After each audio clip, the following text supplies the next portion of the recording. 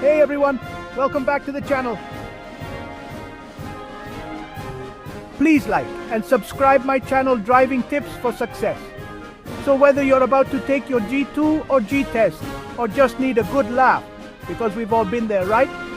Today's video is for you. We're diving into the top 5 worst driving mistakes people make on their road tests in Ontario. Buckle up, because this is going to be a bumpy ride. First up, we've got a classic, forgetting your blind spot exists. It's that magical place where cars disappear, only to reappear out of thin air right next to you.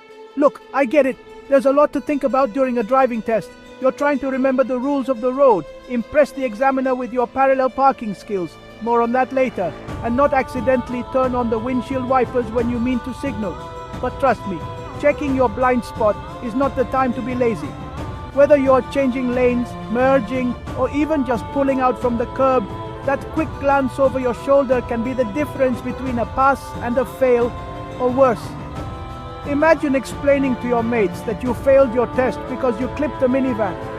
Not exactly the coolest story for the pub, is it? So do yourself a favor and channel your inner owl. Those birds have necks for days. Be like an owl, swivel that head, and make sure the coast is clear before you make your move. Next up, we've got a move that's smoother than a disco ball, when done right. But mess it up and it's more like stepping on your partner's toes. I'm talking about the lane change, folks. This one seems simple enough, right? Signal, check your mirrors, check your blind spot, told you it was important, and glide gracefully into the next lane. But under pressure, it can all fall apart faster than you can say highway hypnosis. Maybe you forget to signal altogether, like you're trying to teleport your car into the next lane. Or maybe you do a quick shoulder check but miss that tiny little Fiat 500 hiding in your blind spot. Either way, it's not pretty. The key here is to be deliberate. Don't rush it. The examiner wants to see that you're in control of the vehicle and aware of your surroundings. So take a deep breath, channel your inner Fred Astaire, and make that lane change look like a well-choreographed dance move. Chapter 3. Speed demons and Sunday drivers beware. Now let's talk about speed, shall we? Specifically, the speed limit. This one seems like a no-brainer, right? The sign says 50 kilometers per hour. You drive 50 kilometers per hour. Easy peasy. But you'd be surprised how many people trip up on this one. Some folks get a little too confident behind the wheel and decide to treat the road test like it's the Indy 500. Newsflash, it's not. The examiner doesn't care about your need for speed. They care about safety. On the flip side, you've got the folks who are so nervous they forget how to use the gas pedal. They're crawling along at a snail's pace, causing a traffic jam behind them. Here's the thing. Both extremes are bad news. Going too fast is dangerous, and going too slow can be just as risky. The key is to find that sweet spot, the speed limit. Stick to it like glue, and you'll be golden. Chapter 4. The parallel parking predicament.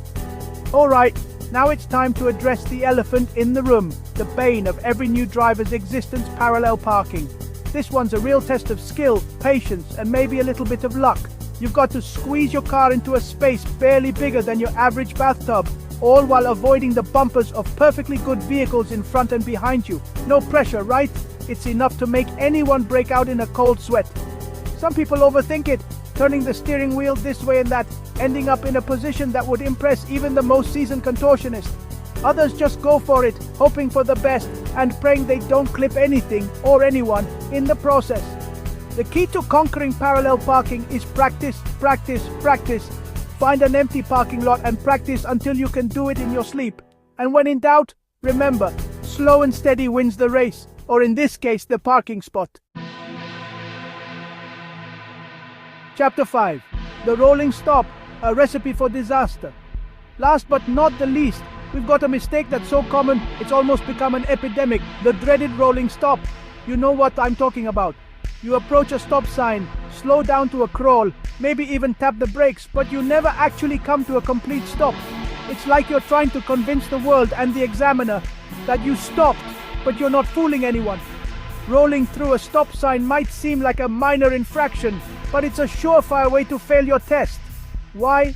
because it shows a lack of respect for the rules of the road and, more importantly, a disregard for safety. When you roll through a stop sign, you're not giving yourself enough time to properly assess your surroundings and make sure it's safe to proceed. So do yourself a favor and channel your inner traffic cop. When you see that stop sign, come to a complete and utter halt.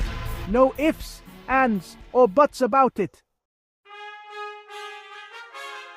And there you have it, folks. The top 5 worst driving mistakes people make on their road tests in Ontario. Avoid these common pitfalls and you'll be well on your way to acing that test and getting your license. Just remember, driving is a privilege, not a right.